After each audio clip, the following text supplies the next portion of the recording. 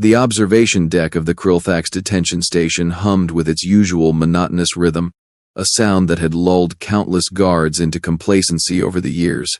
Commander Vex'lar stood before the reinforced transparent barrier, 3 of his 4 eyes fixed on the latest arrival while the 4th monitored the data streaming across his tactical display. He was not a creature given to nervousness.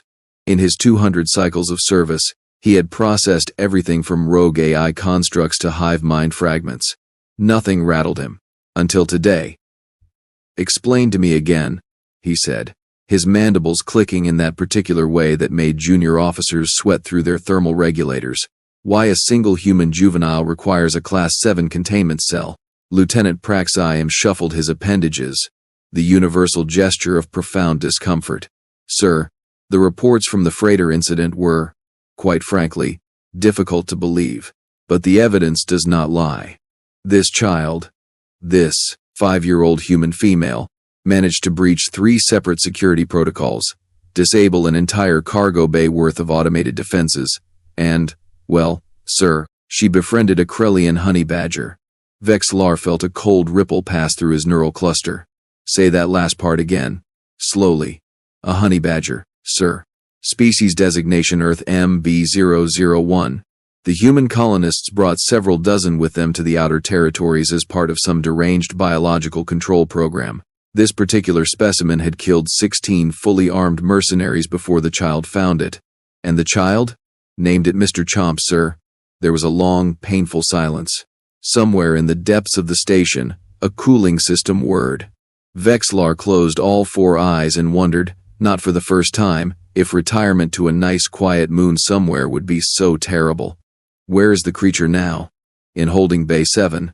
We used neural dampeners, stun nets, and approximately 40% of our monthly sedative budget to get it into a reinforced cage. It has already bent 2 of the titanium bars." "Of course it has." Vex'lar turned back to the observation window. The human child sat cross-legged on the floor of her cell, humming something that his translator identified as an Earth nursery rhyme about celestial bodies. Her name, according to the manifest, was Emma Reeves, brown hair pulled into what humans called pigtails, bright green eyes that seemed far too aware for something so small. She wore a yellow dress with pictures of some Earth animal called ducks printed on it. She looked absolutely harmless. Vex'lar had not survived this long by trusting appearances. "Has she made any demands?" "Just one, sir. She wants to see Mr. Chomps." "Absolutely not. That was my assessment as well, Commander." The child looked up suddenly, directly at the observation window. She should not have been able to see through the one-way barrier. Every species in the known galaxy had tested it. It was impossible. She waved. Vex'lar felt his defensive plates try to retract into his body cavity. "Tell me about the freighter incident. All of it." Praxiam pulled up a holographic display, his fingers dancing across the controls. The vessel was the cargo hauler, Distant Prophet, captained by a smuggler named Kreb the Endless. Mostly legitimate trade, but intelligence suggested he was running weapons to the contested zones. When our patrol ships intercepted him, Kreb panicked and dumped his cargo, including apparently one human child who had stowed away at the previous port. And the Honey Badger was already on board, part of Kreb's personal menagerie. He collected dangerous species. By all accounts, the creature had been locked in the most secure cage on the ship, fed through automated systems, and generally treated as the deadly predator it is. Vex'lar studied the incident logs. Then what happened? The child got loose in the cargo bay. Security footage shows her walking directly to the Honey Badger's cage. She sat down in front of it. The creature stopped, trying to break free. And this is confirmed by 3 separate camera angles, sir. Pressed its nose against the bars. The child reached through and, may the void preserve us, petted it. That should have resulted in the loss of her hand at minimum. Yes, sir. It should have. Instead, the Honey Badger made a sound that our xenobiologists identify as, and I am quoting here, a happy grunt. The child then proceeded to pick the lock using a piece of wire she found on the deck. Vex'lar's mandibles went completely still. She picked the lock. A magnetic-encoded, triple-redundant security lock. In under 2 minutes. She is 5. Human years, yes, sir. The commander pulled up the security footage himself. There it was, clear as solar radiation. The small human child, tongue poking out in concentration, manipulating a bent piece of metal with the focus of a career infiltration specialist. The lock disengaged with an audible click. The cage door swung open, and the honey badger, this 30-kilogram mass of teeth, claws, and unbridled aggression that had torn through armored mercenaries like they were made of decorative tissue, stepped out calmly and sat next to the child like a domesticated companion animal. What happened next? Kreeb's crew found them, 6 armed smugglers with pulse rifles. They attempted to stun the child and recapture the honey badger. Praxiam paused. This proved to be an error in judgment. The footage accelerated. The honey badger moved like liquid violence, a blur of black and white fur that seemed to be in 3 places simultaneously. Smugglers scattered, weapons fired wildly, and through it all, the child sat there, perfectly calm, occasionally offering what appeared to be tactical suggestions. Did she just tell the animal to go for the knees? Vex'lar asked. Enhanced audio confirms that yes, sir, she did. And it listened? Immediately. 3 minutes later, 6 smugglers lay unconscious on the deck, and the honey badger trotted back to sit beside Emma, who reached into her dress pocket and produced what analysis identified as a fruit-based snack treat. The creature accepted it with remarkable gentleness. Our boarding teams found them like that. Praxiam continued. The child was singing to it. Some earth song about friendship and adventures. The honey badger was, according to our xenobiologists who are still questioning their life choices, purring. Honey badgers do not purr. This one does. Sir. Vex'lar made a note to increase the xenobiology department's therapy budget. And Kreeb? Locked himself in his quarters and refused to come out until we guaranteed the child and the animal were off his ship. He has filed a formal complaint about the entire incident, and is demanding compensation for emotional trauma. From whom? He has not specified. I believe he just wants someone to acknowledge his suffering. The commander could sympathize. He returned his attention to the observation window. Emma had produced a small toy from somewhere, a stuffed representation of an earth bear, and was having it act out what appeared to be an elaborate dramatic scene involving space pirates and treasure. What do we know about her background? Praxiam scrolled through files. Orphaned 3 months ago when her colony transport suffered a catastrophic engine failure. 247 casualties. She survived in an escape pod for 6 days before being picked up by a salvage crew. They dropped her at Port Nexus Station with child services. She apparently disappeared from their facility within hours. How does a 5-year-old disappear from a secure facility? The ventilation system, sir. She crawled through 40 meters of ducting, bypassed 2 security checkpoints, and emerged in the commercial district. Security footage from various establishments shows her, over the next 2 weeks, performing odd jobs for food. She helped a Threxian merchant organize inventory. She assisted a Volmic engineer repair a fusion coupling. She won a card game against a professional Xanthian gambler.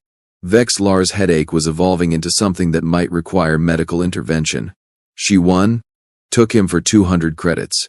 The Xanthian filed a formal complaint claiming she could not possibly have beaten him fairly.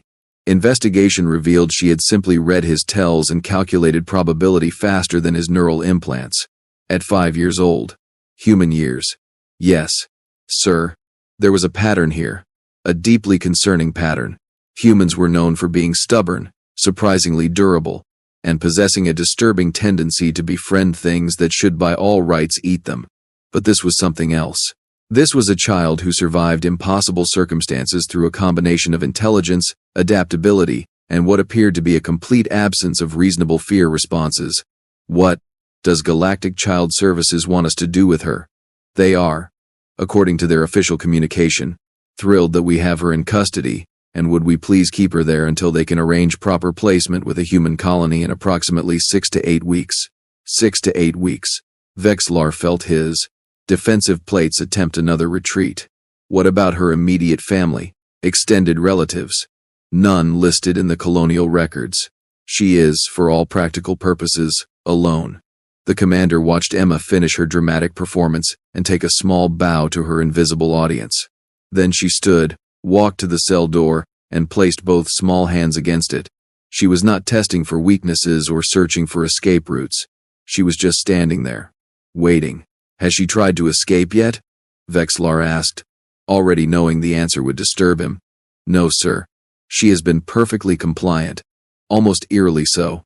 She ate the meal we provided, used the sanitation facilities, and has been entertaining herself quietly ever since.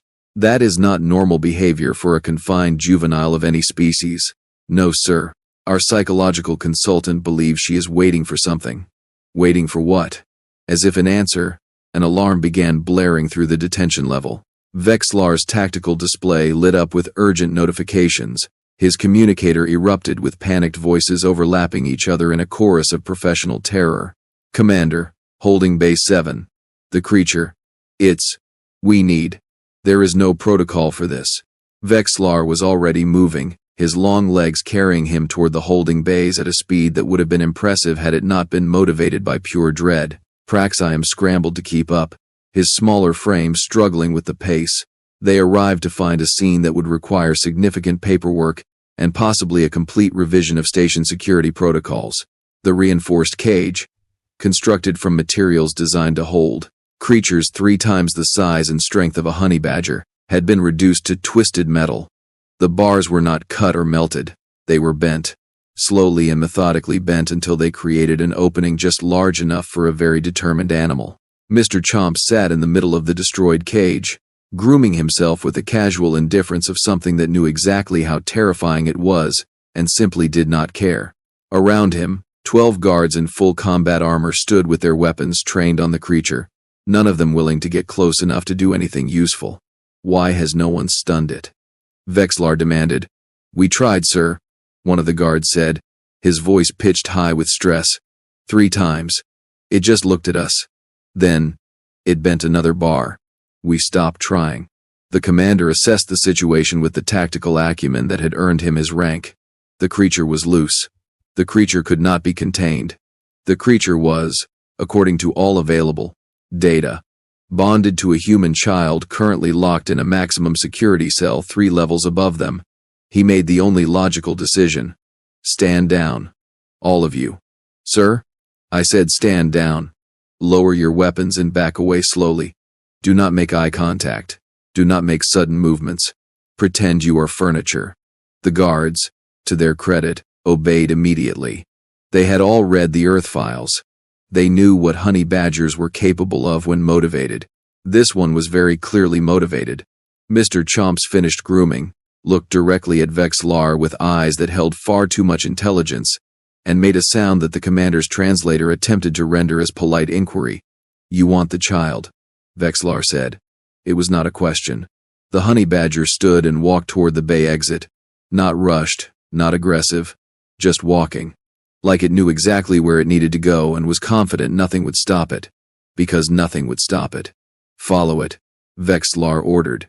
But, maintain distance. If it leads us to compromised sections, evacuate ahead of its path. Do not, under any circumstances, attempt to impede its progress. They followed the creature through the station like the universe's most dangerous parade. Mr. Chomps navigated corridors with purpose, occasionally pausing to sniff the air before continuing. Personnel scattered. Security doors closed automatically, and the honey badger simply waited patiently while they opened again because no one was stupid enough to leave them closed. 3 levels up, 2 corridor sections, 1 maintenance shaft that the creature squeezed through despite it being technically too small. They arrived at the detention level. Emma was standing at her cell door, exactly where Vex'lar had last seen her. She was smiling. Not surprised, not worried, just smiling. I told him you would not let me see him, she said, her voice carrying that peculiar clarity that human children possessed. But Mr. Chomps does not like being told no. The honey badger sat in front of her cell and looked at Vex'lar expectantly. The commander closed all 4 eyes and imagined that quiet moon again. Maybe one with no atmosphere. Or sentient life. Open the cell. Sir? Praxium sounded like he was experiencing a minor systems failure. Open it, or the creature will, and I would prefer our security systems remain functional. The cell door slid open. Emma walked out calmly, knelt down, and wrapped her small arms around Mr. Chomps. The honey badger pressed against her and made that impossible purring sound. He missed me, Emma said. He gets anxious when we are separated. Vex'lar studied the child. really studied her. She did not move like someone who had lost everything. She moved like someone who had adapted, survived, found a way forward despite circumstances that would break most adults. She had found a honey badger and made it love her. Emma Reeves, he said formally, do you understand why you are here? Because I was on Kreeb's ship without permission and I let Mr. Chomps out of his cage. She looked up at him with those two aware eyes. But Kreeb is a bad person who hurts the animals he collects. Mr. Chomps told me so. The creature told you. Not with words, but I understood. Of course she did. You cannot stay with us. This is a military detention facility. We have no accommodations for human children or, apparently, honey badgers who have bonded with human children. Then, where will we go? It was a question that should have been simple. There were protocols, procedures, child services waiting to process her. But looking at this small human and her improbable companion, Vex'lar suspected that protocols would be insufficient. We will determine that, he said. But first, I need to understand something. How did you know the creature would come for you? Emma smiled wider. Because we are friends. And friends do not leave each other behind. That is what my mom told me. Before the engines failed.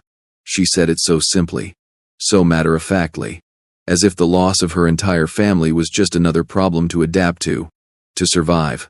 Humans, Vex'lar thought, were absolutely terrifying. Very well, he said. You will both remain in custody, but we will arrange more suitable accommodations, with appropriate security measures. Mr. Chomps does not like cages. I have noticed. We will make adjustments. Emma considered this, then nodded. Okay. Can I have some more snacks? Mr. Chomps likes the blue ones. Vex'lar made a note to requisition an entire shipping container of blue snacks, and possibly therapy for himself. We will provide appropriate nutrition.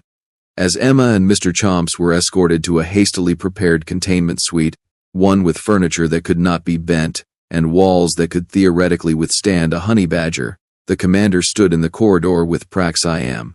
6 to 8 weeks, Praxiam said quietly. May the void have mercy on us all, Vex'lar replied. Neither of them noticed Emma looking back over her shoulder, her small hand resting on Mr. Chomps's head, that smile still in place. She had survived an engine failure, survived weeks alone, survived impossible circumstances, and she had just smiled when they locked her honey badger in a cage. The commander should have realized then what that smile meant, but he would learn. In approximately 72 hours, the entire station would learn, because Emma Reeves, 5-year-old human child, had plans, and Mr. Chomps, honey badger extraordinaire, was very good at helping with plans. 72 hours proved to be an optimistic estimate. It took Emma Reeves exactly 19 hours to turn detention station Krillthax into what Commander Vex'lar would later describe in his official report as, quote, a regrettable situation of unprecedented administrative complexity, unquote.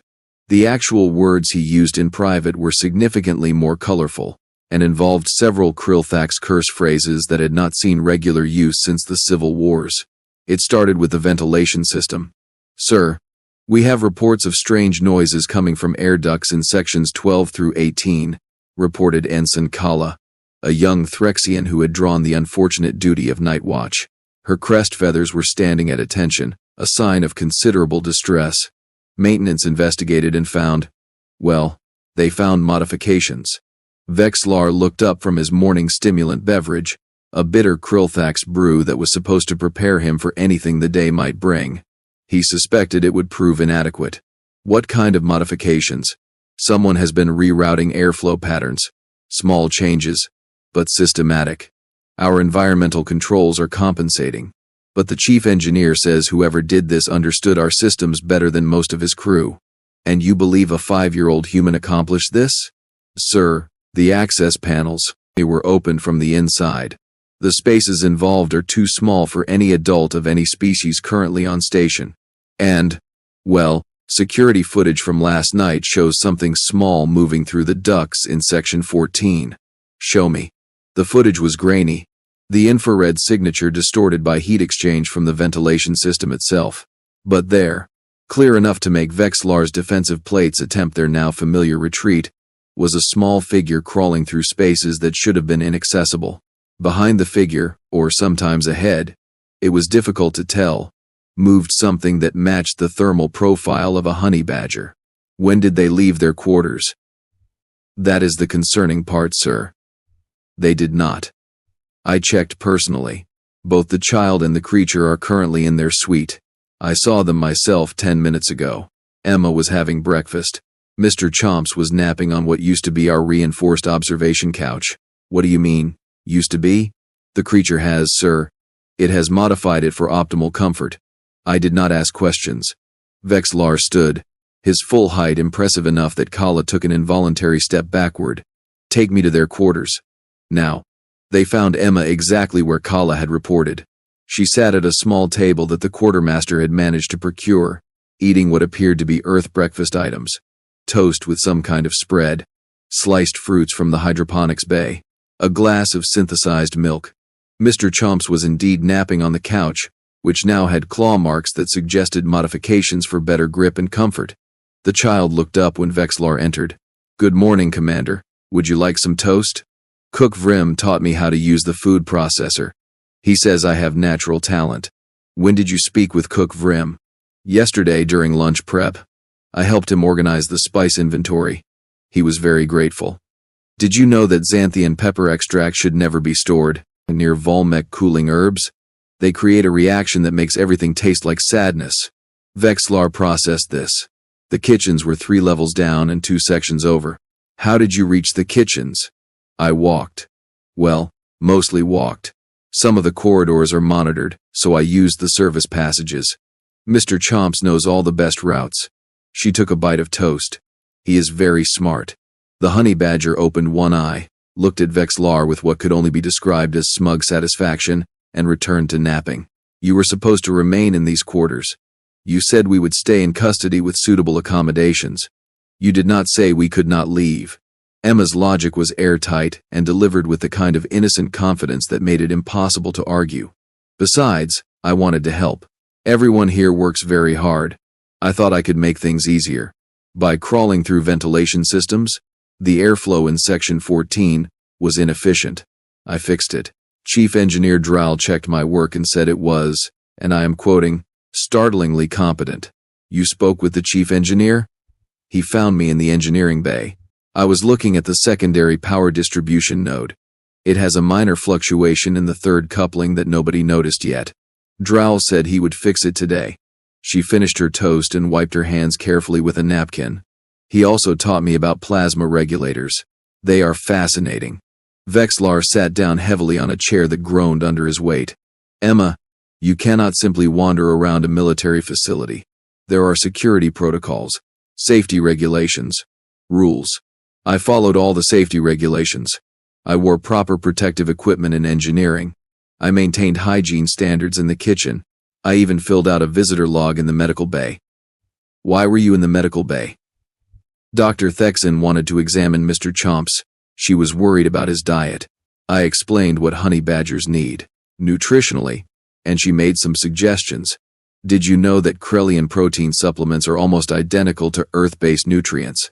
We should add those to Mr. Chomps's meals. Somewhere in the station, Dr. Thexan was probably filing a report about this. Vex'lar made a note to read it when his headache subsided. If his headache subsided, how did you access the medical bay without authorization? Lieutenant Prax-IM gave me temporary clearance. He said, and again I am quoting, that it was easier than trying to stop me, and at least this way he could track where I went. Vex'lar activated his communicator. Prax-IM, report to guest quarters immediately. The lieutenant arrived within minutes, looking like someone who had made peace with chaos. Sir, before you say anything, let me explain. The child has somehow befriended half the station crew in less than a day. She helped maintenance technician Vross repair a malfunctioning gravity plate. She taught communications, Officer Zale a more efficient way to route subspace signals. She organized the recreation room storage closet. People like her, sir. They actively want her to visit their departments. That is not the point. With respect, Commander, I believe it is exactly the point. We have a human child who has lost everything, is separated from her species, and is trapped on a military station awaiting bureaucratic processing. Instead of becoming a problem, she is becoming, and I cannot believe I am saying this, an asset.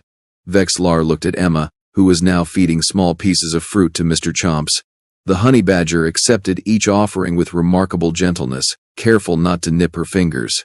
She is 5 years old. Human years, yes sir. But I suspect age is not the relevant factor here. Adaptability is. Humans are known for it.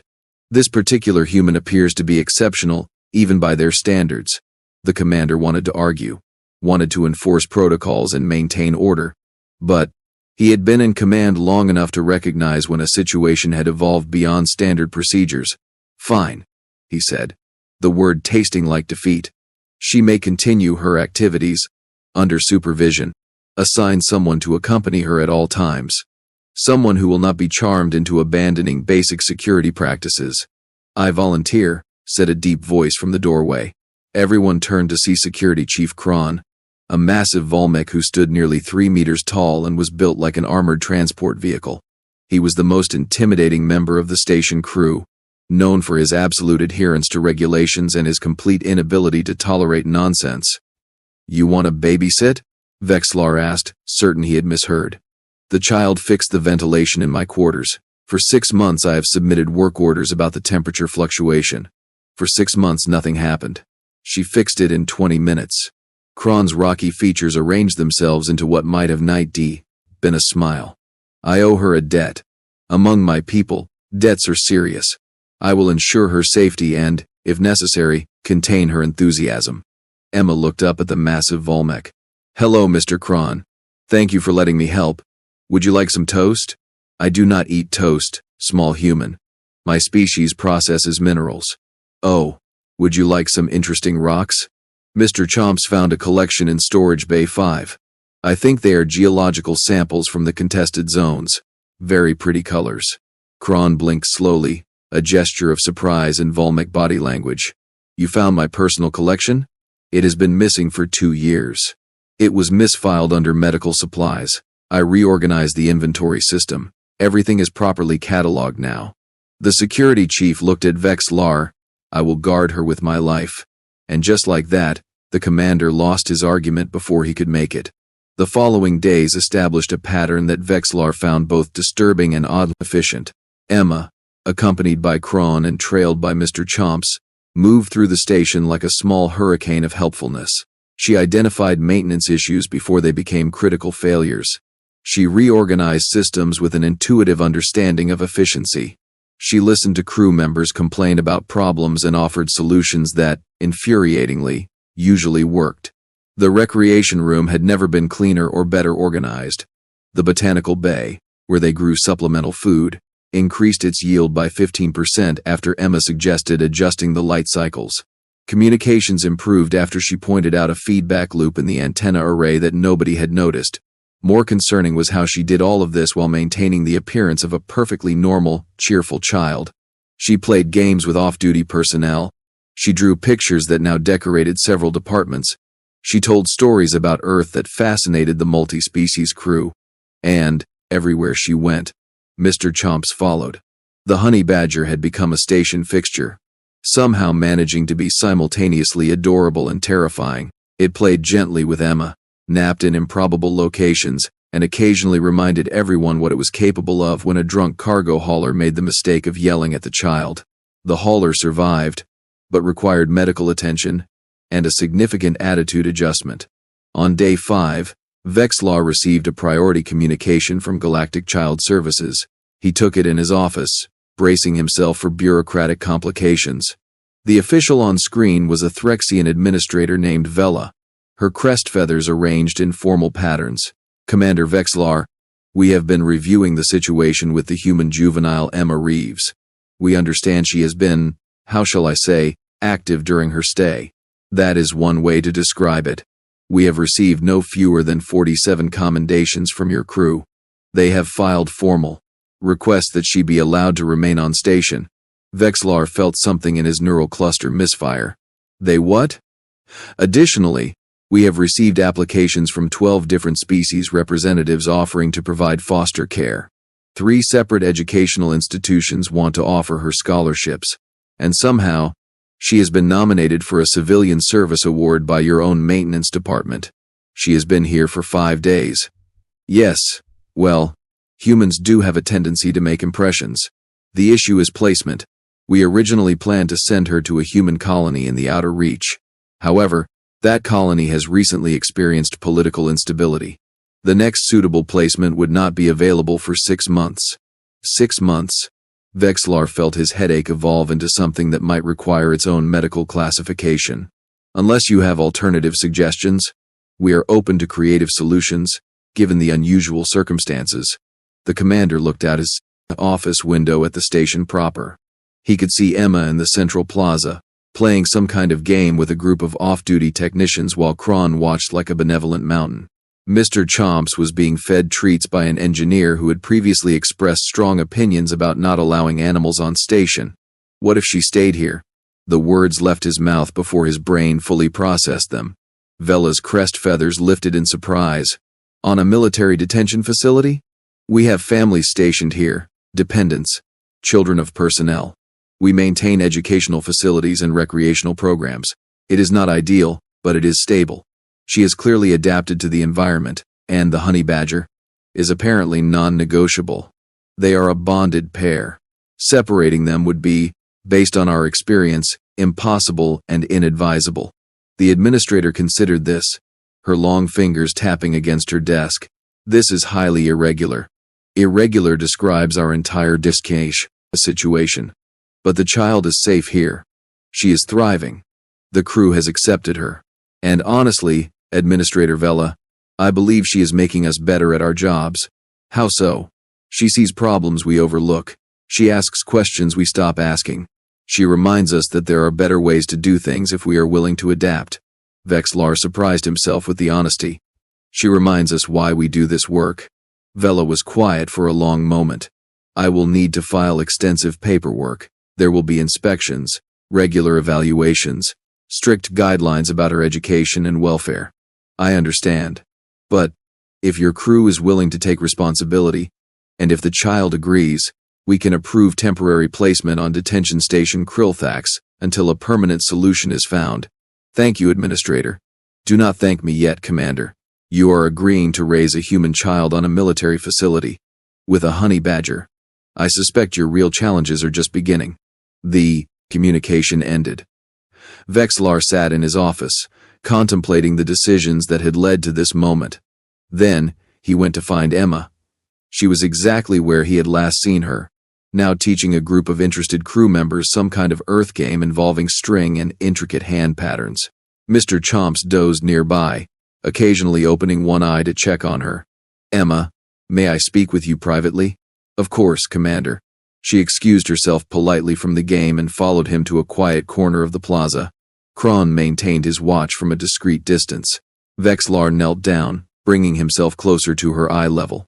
I spoke with Child Services. They have approved for you to stay here on the station, if that is what you want. We would provide education, care, everything you need. You would be safe. Emma looked at him with those two aware eyes. What about Mr. Chomps? He stays with you. That is not negotiable. She smiled then, bright and genuine.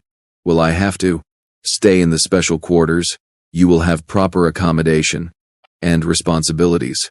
School work, chores, rules you must follow. He paused. But yes, you can stay. If you want to. I want to. She said it simply, with certainty. Everyone here is nice. They do not treat me like I am broken because my family is gone. They just let me help. Vex'lar felt something uncomfortable happen in his primary thorax region. Emotion was not something Krillthax expressed easily, but this small human had somehow worked past his defenses. Then it is decided. Welcome to detention station Krillthax, Emma Reeves. She hugged him, her small arms barely reaching around his lower torso. Mr. Chomps woke up, assessed the situation, and made his approval known with a satisfied grunt. Thank you, Commander. I promise I will be helpful. I do not doubt it. That night, Vex'lar updated his personal log. He wrote about bureaucracy and regulations, about security protocols and proper procedures. But he also wrote about a human child who had lost everything and chose to move forward anyway. about a honey badger that should have been impossible to tame but wasn't, about a crew that had been going through motions and rediscovered purpose. He wrote about the day someone locked a honey badger in a cage, and a child just smiled, because she knew something the adults had forgotten. That cages only work if you accept them. That rules only bind you if you let them. That family is not about biology, it is about who shows up when everything falls apart. 3 months later, Emma Reeves was officially enrolled in the station educational program. She excelled in engineering, naturally. She made friends across every species represented on station. She and Mr. Chomps became something of a mascot team, appearing in the station newsletter and at ceremonial functions. She still helped with maintenance, still improved systems, still asked impossible questions that led to better answers.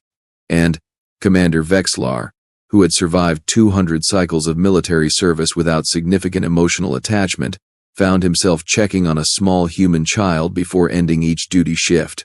Found himself keeping her favorite snacks stocked in his office. Found himself being called Uncle Vex by a 5-year-old who had decided he was family now. He still remembered that first day, standing at the observation window, watching her sit calmly in her cell, wondering what kind of creature could survive so much loss and still smile. He understood now. Humans did not survive loss by ignoring it. They survived by adapting to it, by finding new purposes, new families, new reasons to keep going. They survived by refusing to stay locked in cages, literal or metaphorical. They survived by smiling at the impossible and doing it anyway. Emma Reeves, 5-year-old human child, had taught an entire military station that lesson, and detention station Krellian was better for it. As for Mr. Chomps, he continued being a honey badger, which meant he did whatever he wanted, protected what he loved, and proved every single day why his species had a reputation that spanned galaxies. Nobody ever tried to lock him in a cage again. They were smarter than that now.